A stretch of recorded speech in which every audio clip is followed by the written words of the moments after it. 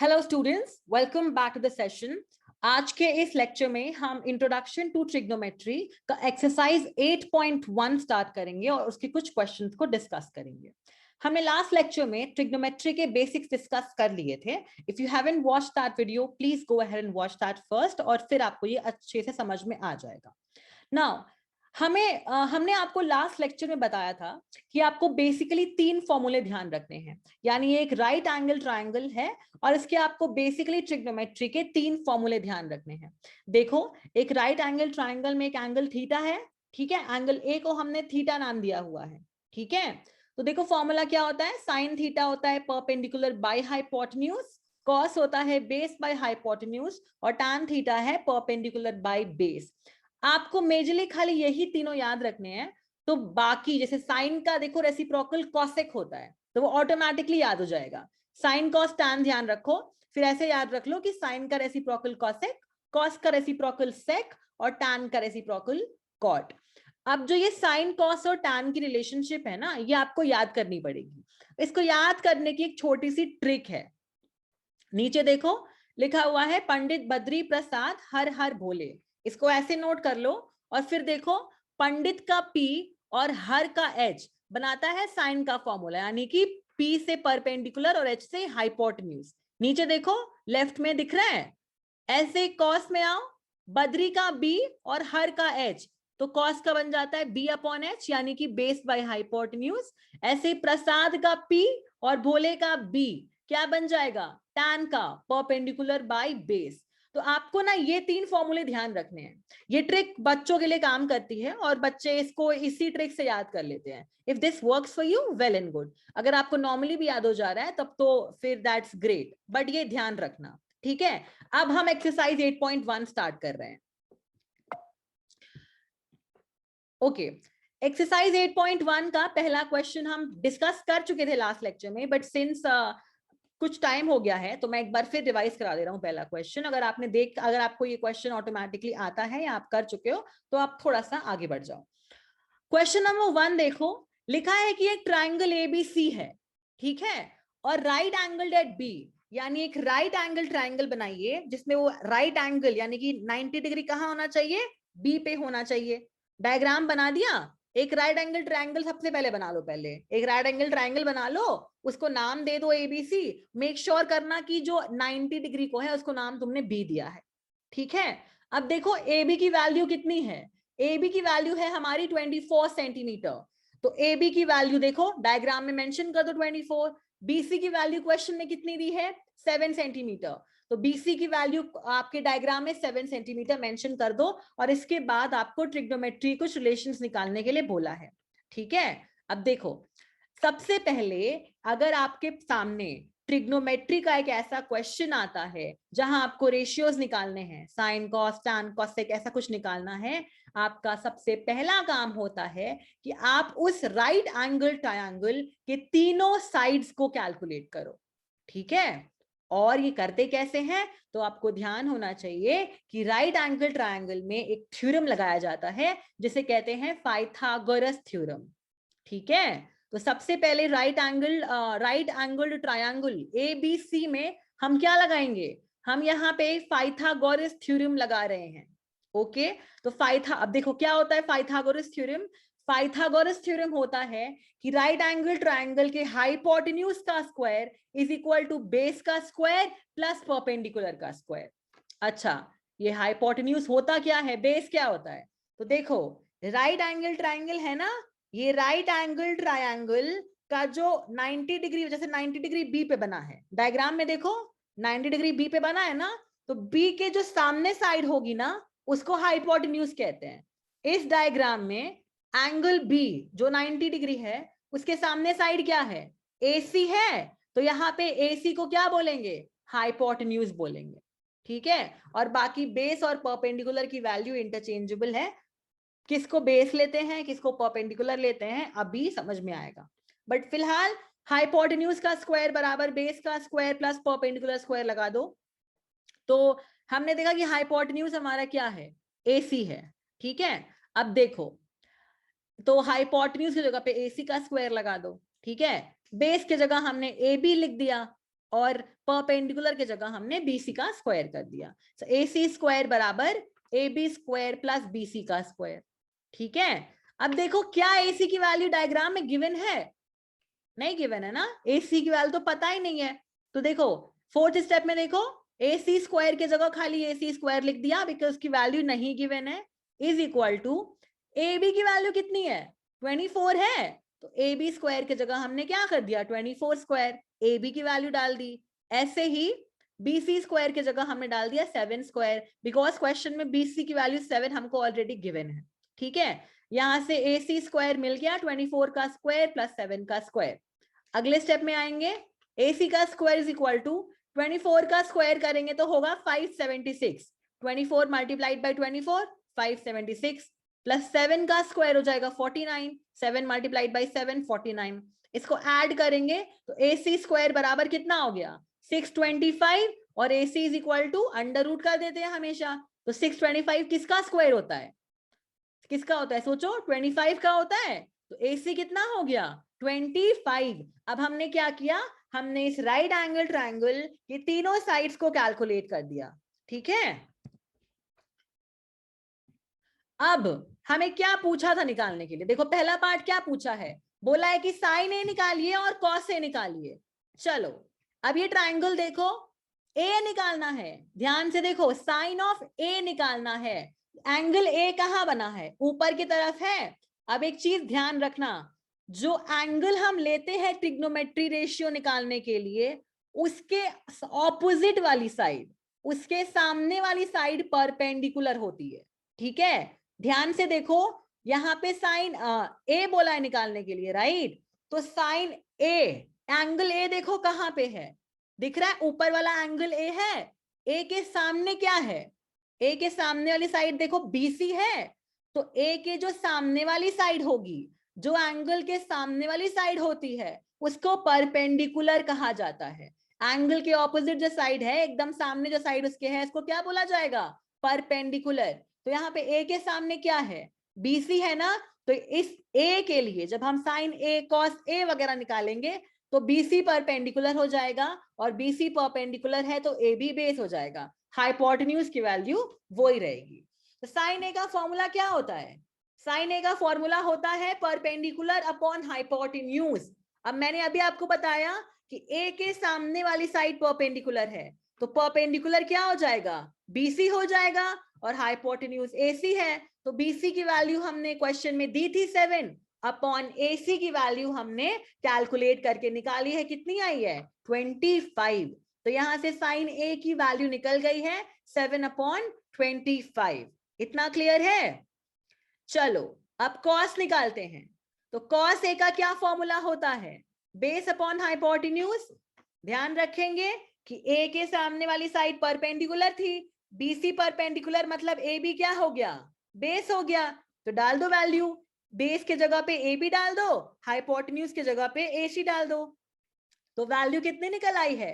Value निकल आई है 24 upon 25। तो साइन ए की वैल्यू भी आ गई, कॉस ए की वैल्यू भी आ गई। इतना क्लियर है? मेक श्योर करो कि आपके पास में नोटबुक है, खाली वीडियो देखने से नहीं काम चलेगा। You must have a notebook with you, और आप साथ में सॉल्व करते चलो।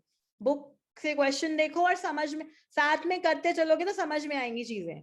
ठीक है, चलो साइन और कॉस ए निकल गया है। अब अगला क्वेश्चन क्या था? सेकेंड पार्ट, साइन सी और कॉस सी निकालिए।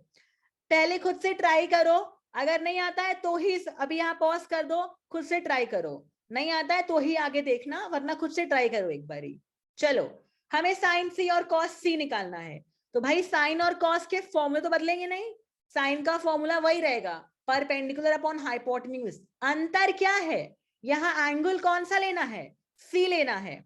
तो देखो मैंने क्या बताया था, जो एंगल लेते हैं उस एंगल के सामने वाली साइड क्या होती है? परपेंडिकुलर। तो यहाँ C के सामने क्या है? AB है। C के सामने AB है, तो यहाँ AB क्या हो जाएगा? यहाँ पे हमारा AB परपेंडिकुलर हो जाएगा। ठीक है, और हमारा हाइपोटेन्यूज तो AC रहेगा।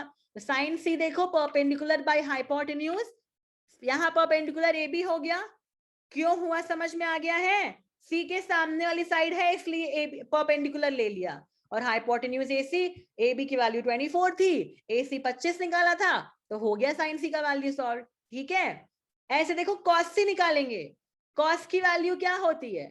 कॉस का फॉर्मूला क्या होता है? Base upon hypotenuse. इस केस में बेस क्या है? बीसी बेस हो जाएगा, हाइपोटेन्यूज एसी हो जाएगा। तो यहाँ पे बेस अपॉन हाइपोटेन्यूज मतलब BC is the base and AC is the hypotenuse, which gives us 7/25. Clear है इतना? चलो नेक्स्ट क्वेश्चन करते हैं, क्वेश्चन नंबर 2। ठीक है, क्वेश्चन नंबर 2 देखो, पहले आप सिर्फ क्वेश्चन पढ़ो, ठीक है, और आप खुद से ट्राई करना। अब देखो लिखा है कि डायग्राम 8.13 देखिए और tan P minus cot R निकालिए। ठीक है, दिख रहा है यहाँ पे एक डायग्राम, PQR ट्राइंगल है जिसमें PQ 12 सेंटीमीटर दिया है, PR 13 सेंटीमीटर दिया है। क्या निकालना है? tan P minus cot R। ठीक है, इसका मतलब पहले tan P निकालना पड़ेगा, फिर कॉट R निकालना पड़ेगा, और दोनों को माइनस कर देंगे तो आंसर आ जाएगा। ठीक है, अब tan P निकालेंगे कैसे? देखो सबसे पहले क्या करते हैं, अगर किसी राइट एंगल ट्रायंगल में रेशियो निकालने के लिए बोला है तो सबसे पहले तीनों साइड्स की वैल्यू निकाल लेंगे। ठीक है, तो देखो राइट एंगल ट्रायंगल PQR दिया है, इसके दो साइड्स गिवन है, PQ गिवन है, PR गिवन है, पर QR नहीं पता है, तो QR निकालना पड़ेगा। कैसे निकलता है? कैसे निकलेगा ये निकलता है हमारा पाइथागोरस थ्योरम से। ठीक है, तो पाइथागोरस थ्योरम क्या बोलता है कि हाइपोटेन्यूज का स्क्वायर बराबर बेस का स्क्वायर प्लस परपेंडिकुलर का स्क्वायर। मैंने बताया था आपको कि यहाँ पे ये जो साइड होती है 90 डिग्री के ऑपोजिट साइड, इसको बोलते हैं क्या? हाइपोटेन्यूज। हाइपोटेन्यूज की वैल्यू कभी नहीं बदलेगी, वो PR ही रहेगा। तो लगा दो PR का स्क्वायर बराबर बेस का स्क्वायर प्लस परपेंडिकुलर। तो बेस की जगह मैंने यहाँ QR ले लिया है, परपेंडिकुलर की जगह मैंने PQ ले लिया है। ठीक है, चलो PR की वैल्यू कितनी गिवन है? 13 है। तो देखो फोर्थ स्टेप देखो, हमने PR स्क्वायर की जगह क्या कर दिया? 13 का स्क्वायर कर दिया। ठीक है, इक्वल्स QR स्क्वायर। क्या QR की वैल्यू गिवन है क्वेश्चन में? नहीं ना, तो QR स्क्वायर की जगह वही छोड़ देंगे, प्लस PQ की वैल्यू कितनी है? देखो डायग्राम में 12 सेंटीमीटर है, तो PQ स्क्वायर की जगह 12 का स्क्वायर कर देंगे, यानी PQ की जगह हमने 12 डाल दिया। अब अगले स्टेप में आएंगे, 13 का स्क्वायर कितना हो जाएगा? 169 इज इक्वल टू QR का स्क्वायर प्लस 12 का स्क्वायर कितना हो जाएगा? 144। ठीक है, अब देखो, अब हम क्या करते हैं, अब हमको 144 को इस तरफ ले जाएंगे, तो इक्वल टू के इस तरफ ले जाते हैं तो क्या होता है? साइन बदल जाता है ना, तो QR स्क्वायर को वहीं रहने देते हैं, 144 को इस तरफ ले जाते हैं, तो क्या होगा? 144 का जो प्लस था वो जब इक्वल टू के इस तरफ जाएगा तो माइनस हो जाएगा, तो QR स्क्वायर कितना हो गया? 169 माइनस 144। QR स्क्वायर बराबर करेंगे तो 25 आ गया, QR स्क्वायर 25 आया है, तो QR कितना आ जाएगा? Under root of 25। कितना हो जाएगा अंडर रूट 25? 25 किसका स्क्वायर है? 5 का, तो QR कितना हो गया हमारा? 5 हो गया। ठीक है, अब हमने क्या किया, हमने इस राइट एंगल ट्रायंगल के तीनों साइड्स को कैलकुलेट कर दिया है, कर दिया ना। अब हम निकालते हैं, चलिए सबसे पहले क्या निकालना है? tan P minus cot R निकालने को बोला है ना, तो पहले tan P निकालते हैं, tan P निकालेंगे। अब देखो नीचे डायग्राम देखो, हमें 12 और 13 साइड्स दिए थे, हमने 5 कैलकुलेट कर दिया है QR। देखो हमें tan P लेना है, P ना, तो जो एंगल P लेना है उसके सामने वाली साइड क्या हो जाएगी? परपेंडिकुलर, यानी P के सामने क्या QR गिवन है, तो QR क्या हो जाएगा? परपेंडिकुलर, और PQ मेरा बेस हो जाएगा। तो tan P का लगा दीजिए फॉर्मूला, tan P होता है परपेंडिकुलर बाय बेस, ब्रैकेट में मैंने ऐड भी कर दिया है कि एंगल P के सामने वाले साइड परपेंडिकुलर है, यानी QR परपेंडिकुलर है और PQ बेस है। QR की वैल्यू निकाली है 5 अपॉन PQ की वैल्यू 12, तो tan P कितना आ गया? tan P देखो 5/12 आ गया। ठीक है, अब cot R कैसे निकालेंगे? cot R कैसे निकालेंगे मैंने आपको बताया था, आप खाली साइन कॉस tan याद रखिए और अलग से आपको याद करने की जरूरत नहीं है। ओके, इतना ध्यान रखना कि tan का रेसिप्रोकल क्या होता है? कॉट होता है, तो अगर हम tan निकाल लें, उसका रेसिप्रोकल कर दें तो कॉट निकल जाएगा।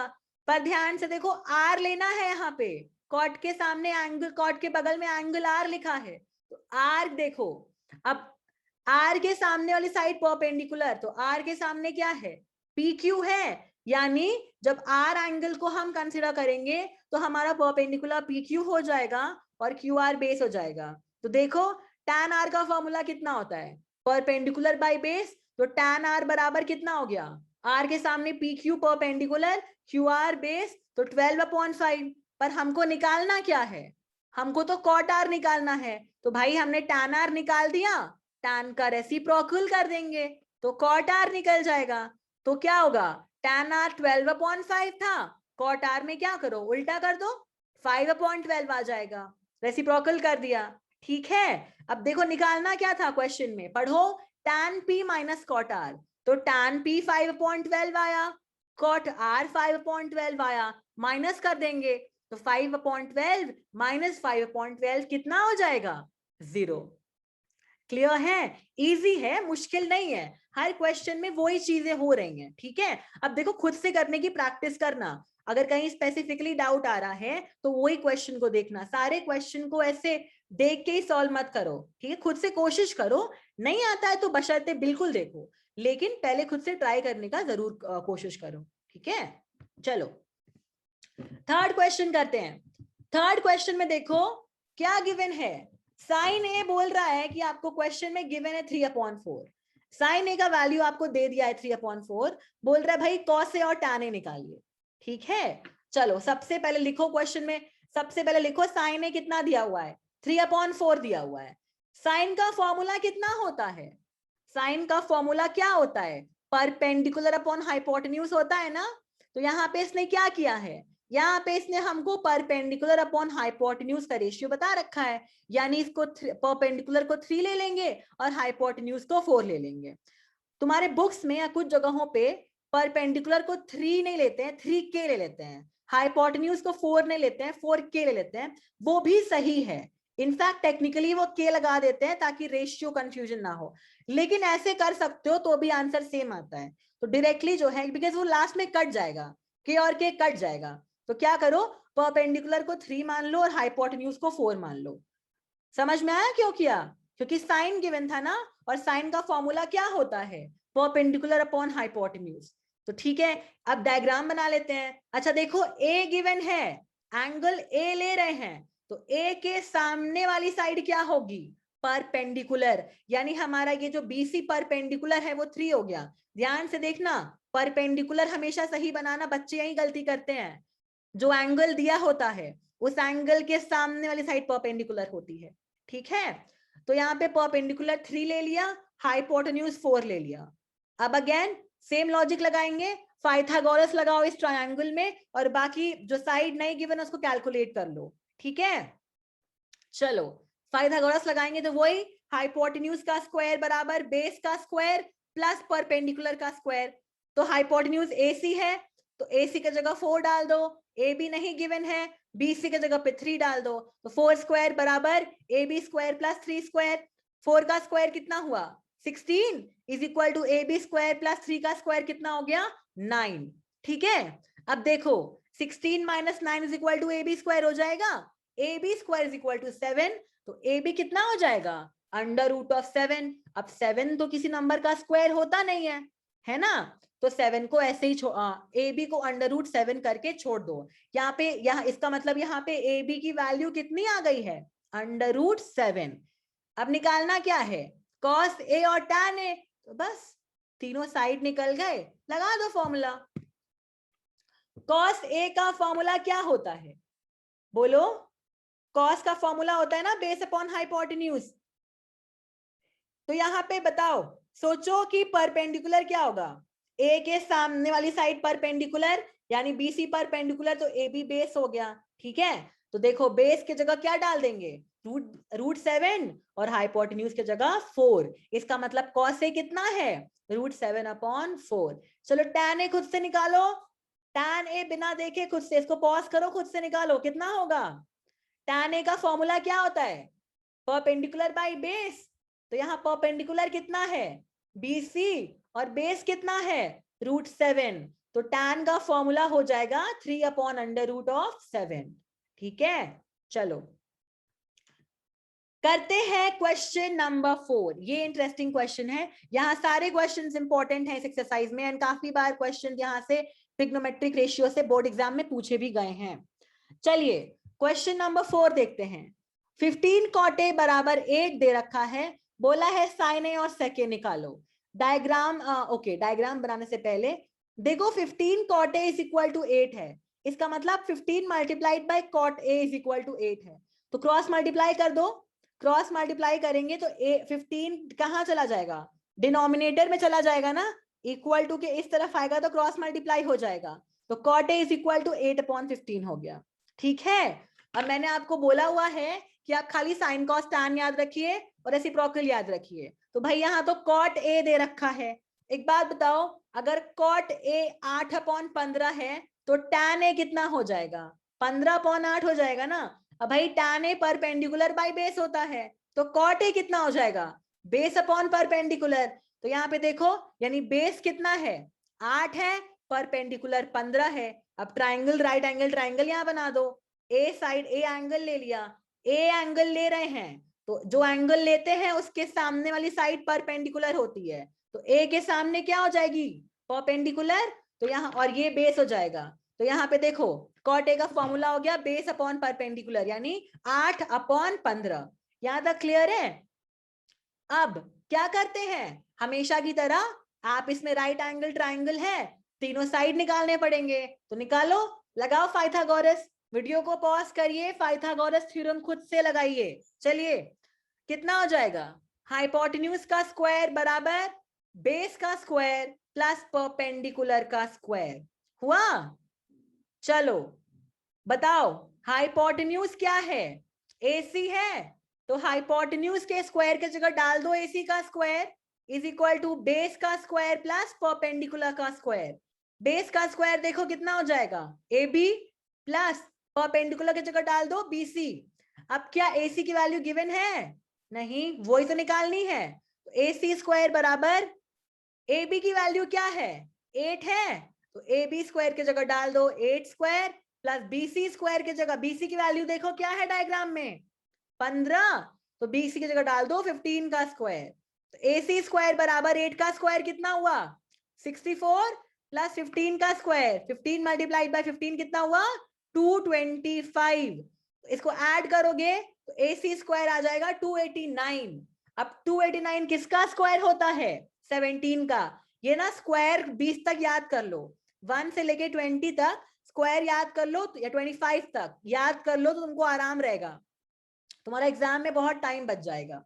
ठीक है, चलो अब AC 17 निकल गया, यानी आपने इस राइट एंगल ट्राइंगल के साइड निकाल दिया तीनों। अब चलो, अब मैं पूछ रहा हूं, आप बताओ साइन A कितना होगा, बताओ साइन A की वैल्यू कितनी होगी, साइन का फॉर्मूला परपेंडिकुलर अपॉन हाइपोटेन्यूज, तो यहाँ पे परपेंडिकुलर कितना है BC, हाइपोटेन्यूज AC है, तो साइन A का फॉर्मूला कितना हो जाएगा परपेंडिकुलर बाय हाइपोटेन्यूज। बता चुका हूं कि जो एंगल निकालते हैं उसके सामने वाली साइड परपेंडिकुलर होती है। ठीक है, तो sine A is equal to perpendicular upon hypotenuse हो गया। तो यहाँ पे हम क्या कह सकते हैं कि परपेंडिकुलर की वैल्यू है 15 अपॉन हाइपोटेन्यूज की वैल्यू है 17, तो साइन A हमारा हो गया 15/17। चलो इतना क्लियर हुआ। अब सेक A निकालो, सेक किसका रेसिप्रोकल होता है, कॉस का होता है ना, तो कॉस निकाल लो और फिर कॉस का उल्टा कर दो। कॉस का फॉर्मूला कितना होगा, बेस अपॉन हाइपोटेन्यूज होता है, कॉस का फॉर्मूला बेस बाय हाइपोटेन्यूज होगा ना, निकालो। Cos is equal to base कितना है 8, हाइपोटेन्यूज 17, तो cos is equal to 8/17, sec कितना हो जाएगा 17/8। ठीक है, समझ में आ रही है चीजें ना। कहीं भी कोई प्रॉब्लम हो तुरंत कमेंट्स में बताना कि हाँ यहाँ दिक्कत हो रही है, ठीक है, तुरंत सॉर्ट आउट हो जाएगी प्रॉब्लम। और किसी स्टेप में किसी पर्टिकुलर क्वेश्चन, जिस भी क्वेश्चन में जहां प्रॉब्लम हो रही है वीडियो में कमेंट में तुरंत मेंशन करो यहाँ प्रॉब्लम हो रही है, will just immediately sort out. चलो अब आज के लिए एक और क्वेश्चन, इस सेशन का आखिरी क्वेश्चन है, क्वेश्चन नंबर 5। ओके, ये अच्छा क्वेश्चन है, ऐसे क्वेश्चन एग्जाम में, बोर्ड एग्जाम में आए हुए हैं काफी बारी। ओके, अब ध्यान से देखो मेरे साथ। Sec theta is equal to लिखा है 13/12। बोला है कि सारे ट्रिग्नोमेट्रिक रेशियोज निकालिए। ठीक है भाई, निकालते हैं। Sec theta is equal to 13/12 बोला है। अच्छा एक बात बताओ, सेक किसका रेसिप्रोकल है? कॉस का है। तो अगर कॉस का फॉर्मूला होता है बेस अपॉन हाइपोटेन्यूज, तो सेक का क्या हो जाएगा? Hypotenuse upon base. तो एक राइट एंगल ट्राइंगल बना लो, उसमें एक थीटा एंगल ले लो। जैसे मैंने देखो एक को थीटा मान लिया, ठीक है। अब सेक का मतलब 13/12 is equal to hypotenuse by base. तो यहाँ पे हम हाइपोटेन्यूज को 13 ले लेंगे, बेस को 12 ले लेंगे। बहुत सारे लोग वही 13 के और 12 के लेते हैं, लेकिन मुझे लगता है कि ऐसे मोर इजी पड़ता है, तो ऐसे कर लो। के करके करोगे तो भी सही है, वो लास्ट में कट ही जाएगा। इनफैक्ट वो टेक्निकली रेशियो वाला क्वेश्चन है ना, तो कांस्टेंट के लगा देते हैं, बट ऐसे भी कर सकते हो। तो सेक थीटा कितना आया? 13/12 गिवन है। अब यहाँ हाइपोटेन्यूज कितना हो गया? 13, बेस हो गया 12। डालो ट्राइंगल में वैल्यू, हाइपोटेन्यूज डाल दिया 13, बेस डाल दिया 12। अब क्या करेंगे, हमेशा की तरह आप एक राइट एंगल ट्राइंगल है, तो राइट एंगल ट्राइंगल में क्या निकालोगे? राइट एंगल ट्राइंगल है ना, तो राइट एंगल ट्राइंगल में आप लगाओ पाइथागोरस। पाइथागोरस लगाओगे तो क्या होगा? हाइपोटेन्यूज का स्क्वायर बराबर बेस का स्क्वायर प्लस परपेंडिकुलर का स्क्वायर। तो AC स्क्वायर बराबर AB square plus BC square. Values put कर दो, 13 का स्क्वायर बराबर 12 का स्क्वायर प्लस BC का स्क्वायर। 13 का स्क्वायर 169, 12 का स्क्वायर 144। तो BC का स्क्वायर कर देंगे, माइनस कर देंगे, तो इसको इधर ले जाएंगे तो माइनस हो जाएगा। BC का स्क्वायर 25 और BC is equal to √25, BC is equal to 5। चलो अब निकालते हैं साइन थीटा। साइन का फॉर्मूला परपेंडिकुलर बाय हाइपोटेन्यूज। तो यहाँ परपेंडिकुलर कितना है? 5, हाइपोटेन्यूज कितना है? 13। अगर साइन थीटा 5/13 है तो कॉसेक क्या हो जाएगा? इसका रेसिप्रोकल, इसका उल्टा। तो साइन थीटा 5/13, कॉसेक थीटा 13/5। ऐसे टैन निकाल देते हैं। टैन का फॉर्मूला क्या होगा? Perpendicular by base. तो परपेंडिकुलर है 5, बेस है 12, tan थीटा 5/12। तो cot थीटा कितना हो जाएगा? उल्टा कर दो, रेसिप्रोकल कर दो, 12/5। cos थीटा सेक क्वेश्चन में दिया था 13/12, तो cos कर देंगे रेसिप्रोकल, 12/13 हो जाएगा। तो देखो इतना आज के लिए काफी है। एंड अगले क्वेश्चन में हम, अगले नेक्स्ट लेसन में हम बाकी के पूरे एक्सरसाइज को सॉल्व कर लेंगे, ठीक है। इतने क्वेश्चन प्लीज अब खुद से रिवाइज करो, एंड कोई प्रॉब्लम हो तो बताओ, बाकी will solve all these question in the next session, ठीक है। तब तक चलो, good bye, take care, study well, alright.